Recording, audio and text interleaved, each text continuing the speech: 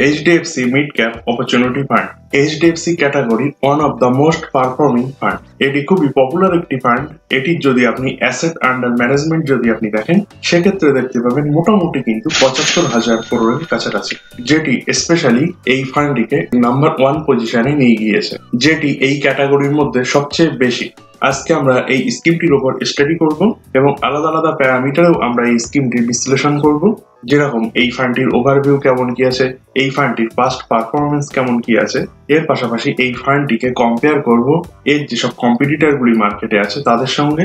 এর পাশাপাশি এই ফান্ডটি ইনভেস্টমেন্ট স্টাইল কিরকম সেটি আমরা জানবো। পোর্টফোলিওতে কোন কোন কোম্পানি আছে সেই কোম্পানিগুলি সম্বন্ধেও আজকে আমরা জানবো। এর পাশাপাশি এই ফান্ডটির ফান্ড ম্যানেজার সম্বন্ধেও কিন্তু আমরা হালকা হালকা আলোচনা করব। এই সমস্ত কিছু সম্বন্ধেই এই ভিডিওটির মাধ্যমে আমরা ডিটেলসে জানবো। তো যদি আপনি এই ফান্ডটিতে অলরেডি ইনভেস্টমেন্ট করছেন কিংবা ইনভেস্টমেন্ট করার কথা ভাবছেন, তাহলে কিন্তু এই সমস্ত প্যারামিটারগুলি আপনার অতি অবশ্যই জানা থাকা জরুরি। তাহলে যে কোনো ডিসিশন নেওয়ার আগে আপনার কিন্তু কোনো রকমের ভুল হবে না। তো চলুন ভিডিওটি প্রথম থেকে শেষ পর্যন্ত খুবই মনোযোগ সহকারে বিশ্লেষণ করা যায়। তো আপনারা স্ক্রিনে দেখছেন HDFC AMC তরফ থেকে এই ফান্ডটি আমাদেরকে অফার করা হয়ে থাকে এবং এই পার্টিকুলার ফান্ডটির নাম হলো HDFC Mid Cap Opportunities।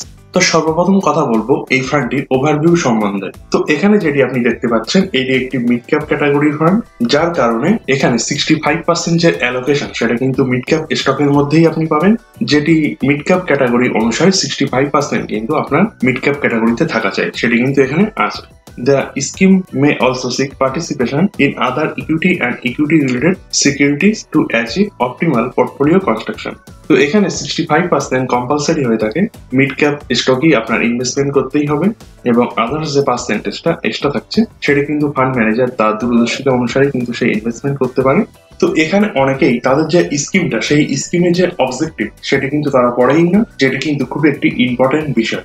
যদি আপনি কোনো স্কিমে ইনভেস্টমেন্ট করছেন তাহলে কিন্তু সেই স্কিমটির ইনভেস্টমেন্ট অবজেক্টিভ আপনার কিন্তু অতি অবশ্যই পড়া উচিত। তো এই স্কিমটার এম হলো সেটি এমন একটি পোর্টফোলিও এখানে ক্রিয়েট করবে যেটিতে রিজনেবল গ্রোথ পার্সপেক্টিভ থাকবে। দ্বিতীয়, সেটিতে একটি ফাইন্যান্সিয়াল স্টেট থাকবে যেটিতে তাদের ব্যালেন্স শিট যথেষ্ট শক্ত সামর্থ্য থাকবে। এবং তৃতীয় হলো সাস্টেনেবল বিজনেস মডেল, মানে লং টার্মে যেসব মডেল খুব ভালো পারফর্ম করবে, এর পাশাপাশি সাস্টেনেবল গ্রোথ যেসব ক্যাটাগরিতে থাকবে সেই সব কোম্পানিতেই কিন্তু এরা ইনভেস্টমেন্ট করবে। এবং চতুর্থ, যতটা ভ্যালুয়েশনে এরা ইনভেস্টমেন্ট করবে কারণ সেটির মাধ্যমে কিন্তু ক্যাপিটাল অ্যাপ্রিসিয়েশন হয়ে থাকবে। তো যদি আপনি এই সমস্ত অপশনগুলি পড়ে থাকবেন তাদের ইনভেস্টমেন্ট অবজেক্টিভ সম্বন্ধে, যে তাদের সাথে আপনি একমত হতে পারছেন কিনা, তারপরে কিন্তু আপনি ইনভেস্টমেন্ট ডিসিশন নিতে পারেন। তো এবার আমরা একটু টেকনিক্যাল বিষয় জানবো, এই ফান্ডটির ফান্ড ডিটেলস সম্বন্ধে আমরা জানবো।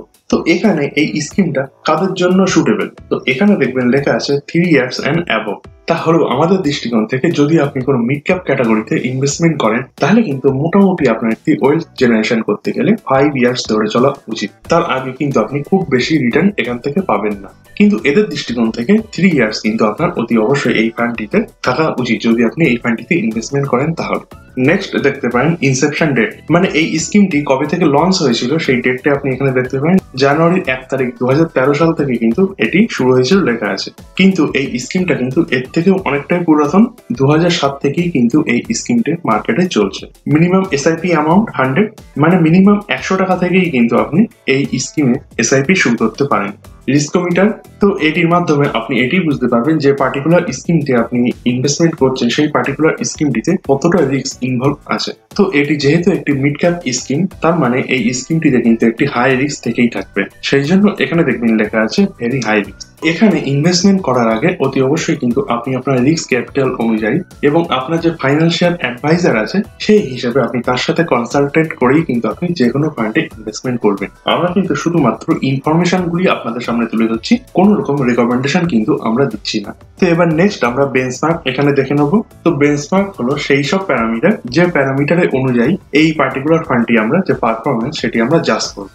তো এটির মাধ্যমে আমরা এটি দেখবো এই পার্টিকুলার ফান্ডটি ভালো পারফরমেন্স দিচ্ছে না খারাপ পারফরমেন্স করছে। তো সেটি কিন্তু আমরা এই পার্টিকুলার যে ইন্ডেক্সটা আছে নিফটি মিড ক্যাপ 150 ইন্ডেক্স, এই হিসাবেই কিন্তু আমরা এটি কম্পেয়ার করে দেখব। তো এখানে আমরা এক্সপেন্স রেশিও ক্যাটাগরিটা দেখবো। তো ডাইরেক্ট প্ল্যানের অনুযায়ী এখানে এই মুহূর্তে এক্সপেন্স রেশিও চলছে 0.78%, তো এক্সপেন্সেসও সেই ফিজ হয়ে থাকে যেটি কিন্তু অ্যানুয়ালি আপনার কাছ থেকে চার্জ করা হয়ে থাকে। তো আপনার ফান্ডটি কিন্তু এরা ম্যানেজ করছে, তো আপনার ফান্ডটি ম্যানেজ করার জন্য এদের কিন্তু প্রচুর রকমের এক্সপেন্সেস হয়ে থাকে। সেই এক্সপেন্সটাই কিন্তু আপনার কাছ থেকে এরা ইয়ারলি আপনার কাছ থেকে চার্জ করে থাকে। এটা কিন্তু সরাসরি আপনার কাছ থেকে নেওয়া হয় না, এটি আপনার যে এনএবি থাকে সেই এনএবি থেকে কিন্তু এটি ডিটেক্ট করে নেওয়া হয়। Next, entry load. Entry load কিন্তু এই মুহূর্তে ব্যান্ড আছে, সুতরাং এই মুহূর্তে কোনো এন্ট্রি লোড এই পার্টিকুলার স্কিমটিতে নেই, এখানে দেখবেন না লেখা আছে। নেক্সট হলো লকিং। তো লকিং এর মানে হলো আপনি যে পয়সাটা এখানে ইনভেস্টমেন্ট করছেন সেই পয়সাটা কিন্তু একটি পার্টিকুলার টাইম পর্যন্ত আপনি কিন্তু সেখান থেকে উইথড্র করতে পারবেন না। তো সেটিকেই কিন্তু আমরা লকিং পিরিয়ড বলে থাকি। যদি আপনি ইএলএসএস ফান্ড সম্বন্ধে জেনে থাকেন তো সেখানে কিন্তু 3 ইয়ার্স এর লকিং পিরিয়ড থেকে থাকে। মানে আপনি যদি সেই ফান্ডে একবার ইনভেস্টমেন্ট করেন সেক্ষেত্রে কিন্তু আপনি 3 বছরের মধ্যে সেই টাকাটা কিন্তু আপনি কোনোভাবেই উইথড্র করতে পারবেন না। তো এই পার্টিকুলার ফান্ডটিতে কিন্তু কোনো রকমের লকিং পিরিয়ড নেই, মানে আপনি যখন ইচ্ছা পয়সা ইনভেস্টমেন্ট করতে পারেন আবার যখন ইচ্ছা পয়সা উইথড্র করতে পারেন। কিন্তু এখানে এক্সিট লোড কিন্তু অতি অবশ্যই আছে। তো এক্সিট লোড সম্বন্ধে চলুন আমরা এবার ডিসকাস করি। তো এক্সিট লোড হলো একটি প্ল্যানটি যেটি আপনার উপর চার্জ করা হয়ে থাকে যদি আপনি যে পার্টিকুলার টাইম সেই পার্টিকুলার টাইমের আগে যদি আপনার ইনভেস্টমেন্ট আপনি উইথড্র করে নেন তাহলে কিন্তু একটি পার্সেন্টেজের হিসাবে আপনার উপর কিন্তু এক্সিট লোড চাপিয়ে দেওয়া হয়। তো এখানে দেখতে পাচ্ছেন পরিষ্কারভাবে লেখা আছে যদি আপনি 1 বছরের আগে আপনার যে পার্টিকুলার অ্যামাউন্ট আপনি ইনভেস্টমেন্ট করেছেন সেই অ্যামাউন্টটা যদি আপনি 1 বছর আগে উইথড্র করে নেন তাহলে কিন্তু 1% হারে চার্জ করা হবে। তো এটি কিন্তু বিভিন্ন স্কিমে বিভিন্ন রকম হয়ে থাকে। যে স্কিমে আপনি ইনভেস্টমেন্ট করছেন অতি অবশ্যই কিন্তু সেই পার্টিকুলার স্কিমটার এক্সিট লোড অতি অবশ্যই চেক করবেন। তো এসআইপির ক্ষেত্রে আপনার একটি কথা মাথায় খেয়াল রাখা উচিত, আপনি যে এসআইপিটা করছেন লাস্ট যে এসআইপিটা আপনি জমা করেছেন সে লাস্ট এসআইপিটার যে অ্যামাউন্ট সেটিরও কিন্তু 1 ইয়ার হওয়া চাই। তো ধরুন এখানে অনেকেই ভুল করে থাকেন, ধরুন আগের বছর জানুয়ারিতে কোনো একটি এসআইপি চালু করেছিল, ধরুন সে ডিসেম্বর মাস পর্যন্ত চালিয়েছে, মানে ডিসেম্বর 2024 পর্যন্ত চালিয়েছে, কিন্তু এটা যেহেতু 25 সাল এবং সে জানুয়ারিতে শুরু করেছিল হয়তো সে ভেবে থাকতে পারে যে আমার এসআইপিটা কিন্তু 1 বছর হয়ে গেছে কারণ আমি জানুয়ারিতে শুরু করেছিলাম। এটা কিন্তু একদমই না। আপনি লাস্ট যে এসআইপিটা আপনি জমা করেছেন সেটারও কিন্তু 365 দিন হওয়া চাই। যেগুলি আপনার 365 দিনের মধ্যে পড়বে না সেগুলির উপরেই কিন্তু 1% আপনার এক্সিট লোড চাপিয়ে দেওয়া হবে। এই ক্ষেত্রে কিন্তু আপনার মাথায় খেয়াল রাখতে হবে পার্টিকুলার যে সমস্ত এসআইপি গুলি আছে সমস্ত এসআইপি গুলির কিন্তু 365 দিন ওভার হওয়া আছে। তো এগুলি আপনি যখন রিডিম করবেন তখন কিন্তু অতি অবশ্যই ভেবেচিন্তেই রিডিম করবেন। তো এবার আমরা নেক্সট প্যারামিটার সম্বন্ধে জানবো এই পার্টিকুলার ফান্ডের পাস্ট পারফরমেন্স সম্বন্ধে। তো পাস্ট পারফরমেন্স থেকে আপনারা কিন্তু কোনো রকমের অ্যাসুরেন্স দিয়ে থাকে না যে ভবিষ্যতে সেই ফান্ডটি সেরকম ভাবেই পারফরমেন্স করবে, কিন্তু এটি থেকে আপনি একটি আইডিয়া পেতে পারেন এর আগে মার্কেট সাইকেলে যখন আপস কিংবা ডাউনস গুলি এসেছিল সেগুলি এই পার্টিকুলার ফান্ডটি কিভাবে হ্যান্ডেলিং করেছে। তো সেই হিসাবে কিন্তু আপনার একটি আইডিয়া আপনি পেতে পারেন, কিন্তু কোনো রকমের অ্যাসুরেন্স কিন্তু আপনি পাবেন না। তো রিটার্ন ওভার টাইম এক্ষেত্রে আমরা দেখতে পাচ্ছি HDFC mid cap opportunity fund এখানে 1 ইয়ারের ক্ষেত্রে যদি আপনি দেখতে পারেন তাহলে কিন্তু দেখতে পারবেন পার্টিকুলার এই ফান্ডটিতে কিন্তু 13.59% সেটি জেনারেটেড করেছে এবং যে বেঞ্চমার্ক সেটি কিন্তু 10.03% কিন্তু রিটার্ন জেনারেট করেছে। তাহলে আমরা এখানে দেখতে পাচ্ছি 1 বছরের হিসাবে এটি কিন্তু বেঞ্চমার্কের থেকে ভালো রিটার্ন যেখানে জেনারেট করেছে। 3 ইয়ার্স এর ক্ষেত্রে যদি আপনি দেখতে পারেন সেক্ষেত্রেও দেখতে পাবেন বেঞ্চমার্কের কিন্তু এখানে রিটার্ন আছে 27.07 এবং পার্টিকুলার এই ফান্ডটিতে আছে কিন্তু 31.15। 3 ইয়ার্স এর ক্ষেত্রেও কিন্তু বেঞ্চমার্কের থেকেও ভালো রেজাল্ট করেছে। 5 ইয়ার্স এর ক্ষেত্রেও একই আমরা দেখছি বেঞ্চমার্কের থেকেও ভালো রেজাল্ট করেছে। 7 ইয়ার্স এর ক্ষেত্রেও একই, পার্টিকুলার এই ফান্ডটি 19.03 এবং বেঞ্চমার্ক আছে দেখতে পারেন 17.91 এবং সেম 10 ইয়ারের ক্ষেত্রেও আমরা দেখছি বেঞ্চমার্কের আছে 18.06 এবং পার্টিকুলার এই ফান্ডটিতে আছে 18.51। মানে প্রতিটা ক্ষেত্রেই আমরা দেখছি বেঞ্চমার্কের থেকে এই পার্টিকুলার ফান্ডটি কিন্তু যথেষ্টই ভালো রেজাল্ট করেছে এবং র্যাঙ্ক উইক ক্যাটাগরি সেক্ষেত্রে আমরা দেখতে পাচ্ছি 1 ইয়ারের ক্ষেত্রে এখানে 9 পজিশন হোল্ড করছে, 3 ইয়ার্স এর ক্ষেত্রে 2 পজিশন হোল্ড করছে, 5 ইয়ার্স এর ক্ষেত্রে 5 পজিশনে হোল্ড করছে এবং 7 ইয়ার্স এর ক্ষেত্রে 9 পজিশনেরা হোল্ড করছে এবং 10 ইয়ার্স এর 5 পজিশনেরা হোল্ড করছে। মানে ওভারঅল যদি আপনি দেখেন সেক্ষেত্রে কিন্তু খুব একটি খারাপ নয় এবং যথেষ্টই কিন্তু ভালো পারফরমেন্স এটা করছে এবং বেঞ্চমার্কের যদি আপনি রিটার্ন সেখানে ক্যালকুলেশন করেন তাহলে দেখতে পারবেন বেঞ্চমার্কের থেকে কিন্তু পার্টিকুলার ফান্ডটি যথেষ্টই কিন্তু ভালো পারফরমেন্স করছে। তো ওভারঅল যদি আপনি দেখেন সেক্ষেত্রে কিন্তু এই ফান্ডটি যথেষ্টই ভালো রিটার্ন এখানে জেনারেট করছে। তো নেক্সট প্যারামিটারে আমরা এই ফান্ডটি এর যে কম্পিটিটর গুলি মার্কেটে আছে সেই কম্পিটিটরদের সাথে এই ফান্ডটির কম্পেয়ার করে আমরা দেখবো। তো এখানে আমরা দুটি ফান্ড চুজ করে নিয়েছি, একটি হলো নিপট ইন্ডিয়া গ্রোথ ফান্ড এবং অপরটি হলো Motilal Oswal mid cap fund. তো এই দুটি ফান্ডে কিন্তু এই ফান্ডের ক্যাটাগরিতেই কিন্তু চলে আসছে। তো সর্বপ্রথম আমরা এখানে এইচডিএফসি মিড ক্যাপ ফান্ডের সঙ্গে নিপন ইন্ডিয়া গ্রোথ ফান্ডের সাথেই কম্পেয়ার করে দেখবো। তো এখানে এইচডিএফসি মিড ক্যাপ ফান্ডের আপনি কালার দেখতে পারেন ব্লু কালারের আছে এবং নিপন ইন্ডিয়া গ্রোথ ফান্ডের আপনি দেখতে পারেন পার্পল কালারের এখানে দেখতে পাচ্ছেন। তো এখানে কিন্তু আমরা 5 ইয়ার্স এর ডেটা নিয়েছি, মানে কোভিড এর সময়কাল থেকে এই পর্যন্ত এই ফান্ডটি কিরকম কি রিটার্ন জেনারেট করেছে আদার্স ফান্ডের তুলনায়, সেইভাবেই কিন্তু এটি আমরা কম্পেয়ার করে আপনাদেরকে দেখানোর চেষ্টা করছি। তো এখানে আপনি দেখতে পাচ্ছেন এই গ্রাফের মাধ্যমে এই ব্লু লাইন এবং যে পার্পল লাইন মানে এইচডিএফসি মিড ক্যাপ ফান্ড এবং নিপন ইন্ডিয়া গ্রোথ ফান্ড, এই দুটি কিন্তু মোটামুটি একই রকম ভাবে কিন্তু গ্রো করছে মার্কেট সাইকেলটা, মানে মোটামুটি কিন্তু এই দুটি সিমিলারলি একই রকম পারফরমেন্স কিন্তু মার্কেটে দেখিয়েছে ওভারঅল টাইমে। তো এবার আমরা এইচডিএফসি মিড ক্যাপ অপরচুনিটি ফান্ডের সাথে মতিলাল অসওয়াল মিড ক্যাপ ফান্ডের তুলনা করব। তো এখানে আপনি দেখতে পাচ্ছেন মতিলাল অসওয়াল যে মিড ক্যাপ ফান্ড তার যে কালারটা সেটা কিন্তু আপনি এখানে এই কালারের দেখতে পাচ্ছেন, এবং এইচডিএফসি মিড ক্যাপ ফান্ডটি সেটি কিন্তু আপনি ব্লু কালারের দেখতে পাচ্ছেন, এবং নিপন ইন্ডিয়া যে গ্রোথ ফান্ড সেটি আপনি পার্পল কালারের পেয়ে যাচ্ছেন। তো এবার এই তিনটে ফান্ডের যখন আপনি একসাথে এখানে গ্রাফে দেখতে পাচ্ছেন জুন 2020 থেকে জুলাই 2022 পর্যন্ত মোটামুটি কিন্তু এই সমস্ত ফান্ডে কিন্তু মোটামুটি একই রকমের এখানে পারফরমেন্স দেখিয়েছে, কিন্তু জুলাই 2022 সালের পর থেকে জান 2025 পর্যন্ত মানে 2025 সালের জানুয়ারি মাস পর্যন্ত এখানে কিন্তু Motilal Oswal mid cap fund সেটি কিন্তু ওভারঅল টাইম এই দুটি ফান্ডের থেকে যথেষ্ট ভালো কিন্তু পারফরমেন্স করেছে, মানে এই দুটি ফান্ডকে কিন্তু তারা বিট করছে মতিলাল অসওয়াল ফান্ড। তো এই টাইম পিরিয়ডটার মধ্যে কিন্তু যে এদের যে মতিলাল অসওয়ালের যে ভালো রিটার্ন এসছে এটি দেখেই কিন্তু আপনি ওভারঅল টাইমটা কিন্তু বিশ্লেষণ করতে পারেন না। হয়তো মতিলাল অসওয়াল এমন কোনো ডিসিশন নিয়েছে যার জন্য তাদের 22 সাল থেকে 25 সাল পর্যন্ত এই টাইম পিরিয়ডের মধ্যে তাদের যে রিটার্নটা সেটা কিন্তু তারা এই দুটি ফান্ডের থেকে অনেকটাই এগিয়ে নিয়ে যেতে পেরেছে। এই মতিলাল অসওয়াল মিড ক্যাপ ফান্ডের কিন্তু একটি কম্পেয়ার ভিডিও আমরা আমাদের চ্যানেলে আপলোড করেছি, যদি আপনি চান তাহলে কিন্তু ভিডিওটির শেষে লিংক দেওয়া থাকবে, আপনি সেখানে ক্লিক করে কিন্তু আপনি গিয়ে সেটি দেখতে পারেন। তো এবার আমরা নেক্সট প্যারামিটার সম্বন্ধে আলোচনা করব, সেটি হলো রিস্ক রেশিও এবং পোর্টফোলিও টার্নওভার রেশিও সম্বন্ধে। এই দুটি প্যারামিটার সম্বন্ধে এই পয়েন্টে আমরা আলোচনা করব। তো এখানে আমরা এই যেসব রেশিওগুলি এখানে দেওয়া আছে সেই রেশিওগুলির মানে কি এবং সেই রেশিওগুলি আপনি কিভাবে ক্যালকুলেশন করবেন এই পয়েন্টের মারফতই কিন্তু আমরা এটি জানবো। তো সর্বপ্রথম যে পয়েন্টটি আপনি দেখতে পাচ্ছেন সেটি হলো স্ট্যান্ডার্ড ডিভিয়েশন। তো স্ট্যান্ডার্ড ডিভিয়েশনের মারফত আপনি এটি জানতে পারেন পার্টিকুলার এই ফান্ডটির পারফরমেন্স তার হিসাবে কতটা সে ডেভিয়েট করছে, মানে এটি কিন্তু মার্কেট ভলিটিলিটি সম্বন্ধে কিন্তু ইন্ডিকেট করে থাকে। তো এখানে আপনি ক্যাটাগরি অ্যাভারেজ পাচ্ছেন 15.44 এবং পার্টিকুলার এই ফান্ডটিতে আপনি পাচ্ছেন 14.93। তো সেই জন্য এখানে দেখবেন মোটামোটা করে লেখা আছে লো ভলিটাইল, এর মানে হলো ক্যাটাগরি অ্যাভারেজ এই ফান্ডটি কম ভলিটাইল। তো বিটাও কিন্তু আপনাকে এটি বলে থাকবে যে এইটি কতটা ভলিটাইল। তো এখানে বিটা ক্যাটাগরি অ্যাভারেজ আপনি দেখতে পাচ্ছেন 0.89 এবং পার্টিকুলার এই ফান্ডটিতে আছে 0.87। তো এখানেও দেখবেন লেখা আছে লো ভলিটাইল, মানে ক্যাটাগরি অ্যাভারেজের থেকে এই ফান্ডটি কিন্তু মোটামুটি কম ভলিটাইল আপনি দেখতে পাচ্ছেন। নেক্সট হলো শার্পি রেশিও। তো শার্পি রেশিওর মারফত আপনি এটি জানতে পারবেন কতটা ভালো বেটার রিস্ক অ্যাডজাস্টমেন্ট রিটার্ন এই পার্টিকুলার ফান্ডটি আপনাকে প্রোভাইড করছে। তো এখানে দেখতে পারেন ক্যাটাগরি অ্যাভারেজের থেকে যথেষ্টই ভালো বেটার রিস্ক অ্যাডজাস্টমেন্ট রিটার্ন কিন্তু এই পার্টিকুলার এই ফান্ডটি আমাদেরকে প্রোভাইড করছে।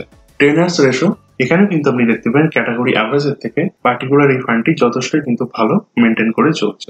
নেক্সট হলো জেনসেন্স আলফা। তো জেনসেন্স আলফার মধ্যে আপনি এটি বুঝে থাকবেন কম্পেয়ার টু বেঞ্চমার্ক এই ফান্ডটি কতটা বেটার রিস্ক অ্যাডজাস্টমেন্ট রিটার্ন আপনাকে প্রোভাইড করছে। তো এখানে ক্যাটাগরি অ্যাভারেজ আপনি দেখতে পারেন 0.13 এবং পার্টিকুলার এই ফান্ডটিতে আছে 3.8, যেটি কিন্তু খুবই একটি ভালো রিটার্ন।